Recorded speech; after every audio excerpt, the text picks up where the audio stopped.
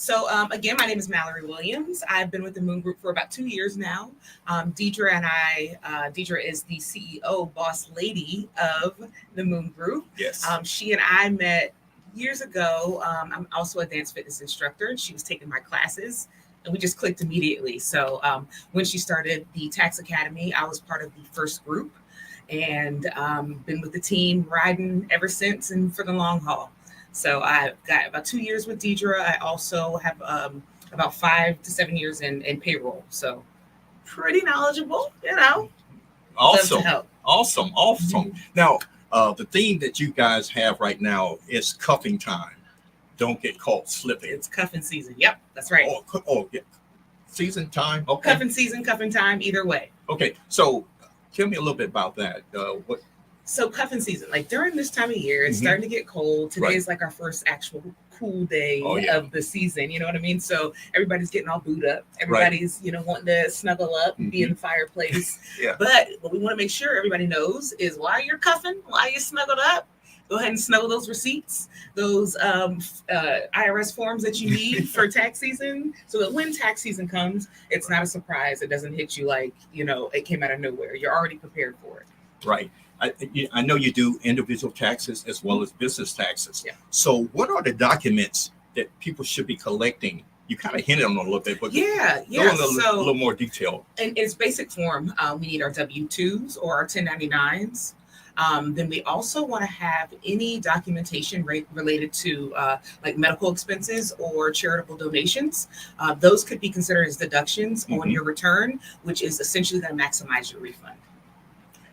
Awesome. So basically, you were speaking of like individuals. So how can a small business owner prepare for this season? So small business owners, what you guys would need is basically you would need like any income related forms for the income that you do get from your small business, but also the expenses that you put into your small business. So for example, you see my lovely locks. I have a loctician who does my hair, and she has her own small business called Locked In. So shout out to A. Nicole Bynum on Instagram. All right. But yeah, so she has a small business, and not only does she have to buy her hair products, her equipment, like chairs and sinks and stuff like that, but she also provides snacks and drinks and different things like that. And although it's not related to doing hair, those snacks, those drinks are all expenses that contribute to her business, the success of her business. So that is something that we would record on what we call a Schedule C declaration form. And that's the form that we give to our small business owners to basically itemize their expenses as well as their income. And then that's how we would create their return. Okay. Tell us about the BOI and the CTA. BOI, good old BOI. So BOI stands for Beneficial Ownership Information, and the R stands for reporting. So Beneficial Ownership Information reporting. It is super, super important because one, it has to be completed by December 31st. And if not completed by December 31st, while you're over there cuffing, you're going to be really cuffed up because you'll spend up to 2 years in prison, as well as a $500 a day fine. Wow. So $500 a day, not a month, not a week, but every day you wake up, that's another $500 you can expect to be paying.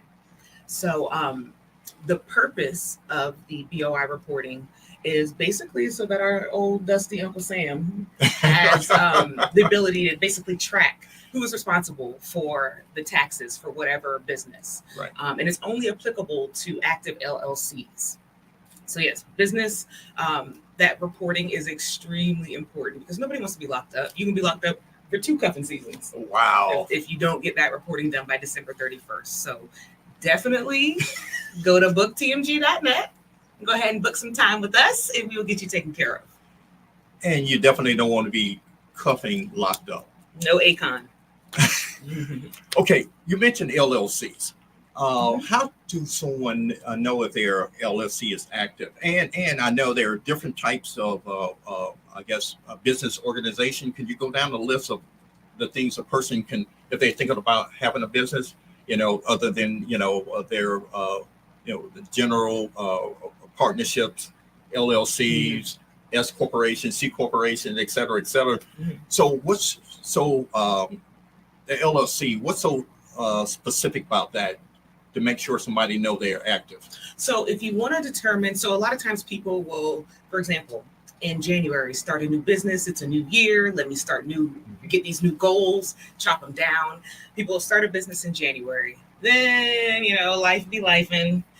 And it is November before you know it. And you're like, well, is that LLC even active? I haven't done anything with it. It hasn't, gotten any action, so to speak. But if you're uncertain about that, you can go to the SEC website, which is the State Corporate Commission website. And all you'll need is your FEIN. Type that FEIN in the search bar. Click search. It'll come up and it'll let you know whether or not your LLC is currently active or inactive. If it is active, go over to booktmg.net and we'll go ahead and do your BOI reporting.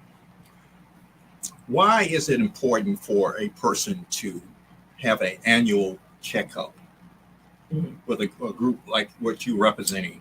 Because a lot of people are busy, I don't like to use the term side hustle because I feel that basically you're kind of dumbing down what you're doing. But oftentimes we get so wrapped up in trying to make sure that we are profitable, we don't feel that we need somebody a professional to tell us about the changes each year. Well, yeah, absolutely. So good old IRS and Dusty Uncle Sam always is throwing little loopholes in there and changes with the IRS guidelines and stuff like that. So we can understand that's very overwhelming. Not everybody can keep up with it. So again, we would be an awesome resource for you to go ahead and instead of going to the IRS website and getting confused with all the information, the ample amount of information that is provided there, you could just come to us, booktmg.net, and we will help it make sense for you.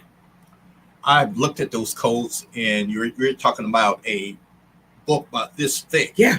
So you actually do need somebody to guide you through it if you don't know specifically what you're looking at. So, when I do, let's say my side hustle, dreading to use that word, and I, and I'm employed with someone else, that money might push me into another tax bracket. Yeah. So tax brackets, simply put, a tax bracket is Uncle Sam's way of determining how to tax you on your taxable income. So depending on how much you make, you'll fall into a specific tax bracket, and that is the tax amount or percentage that you'll pay come tax season. Now, individually, let's get back to the individual. You talk about the 1099s and W-2s and, the Social Security, those people who are in those brackets are getting that. What else do homeowners can actually gather for tax season? Homeowners, that's a big thing. So for our homeowners, we want to gather forms like your mortgage interest form or any property tax forms that you receive. But also, I know over the year, sometimes we get tired of the way our house looks. So we want to upgrade and make some changes in the house. Keep those receipts because those receipts can also become deductions on your return. And that's going to also maximize your refund. What about getting like the solar panels on my roof, or even if I get I'm dreading this other a Tesla, and I get that charging box in my home. Can I get deductions for those also? All of that. Yep. All of that. Okay. The biggest question, and I don't want to lead this with you, but this is the thing that I know as a business owner, I'm dabbling in a little real estate myself, and when I was just an employee, I just thought tax season was like doing now into April. So when is tax season? So for TMG, tax season is a year round. When we're in season, we're working hard. When we're out of season, we're working hard too to prepare for the next season. But typically for everybody else, tax season is normally between January 29th-ish and April 15th, 18th-ish. It kind of just depends on what day of the week it falls on. So if it falls on a weekend, then it'll go to the next day. But here at TMG at the Moon Group, we are year round, working hard for you. So normally people would start getting their tax information in January, like I would say the W-2s and that sort of thing. And when should someone do their W-4 or that type of stuff to make sure that they are trying to I would say minimize their taxes? Yeah, so for your W-4s, we can do what we call it the Moon paycheck checkup. And it basically allows you to update your W-4 and possibly put like an additional withholding amount so that when tax season comes, the goal, what they don't tell you is in tax season, the goal is not to have a refund. Because what happens over the year are withholdings. Uncle Sam is just taking our money and putting it in his little dusty pocket. Then he wants to act like Santa Claus and come around during tax season and be like, oh, well, let me give you your money back. He's not saying give it back. He's just saying, let me give you money like it's a gift. Right. It's your money. So ideally, you don't really want to return because that means that you kind of balanced out throughout the year.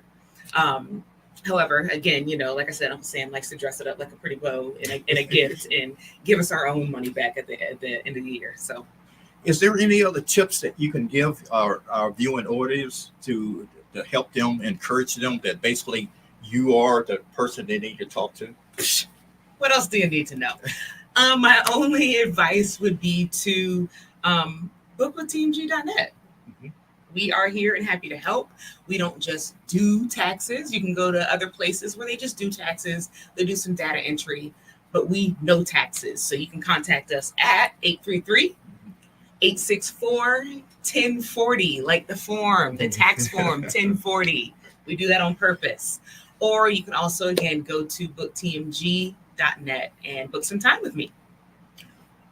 This has been excellent. Yes, I agree. I love it. I love the name of the podcast that that Deidre has created. She said, "Make It Make Sense" podcast, and I have been a guest host of the Moon Group. I'm very familiar with you guys. Good. And it's been great to have you on the show. Thank you so much. It's been a pleasure being here. I hope to see some folks in the future. We love to help. So, I am Ron Smith, and this is Mallorie Williams. Mallorie Williams.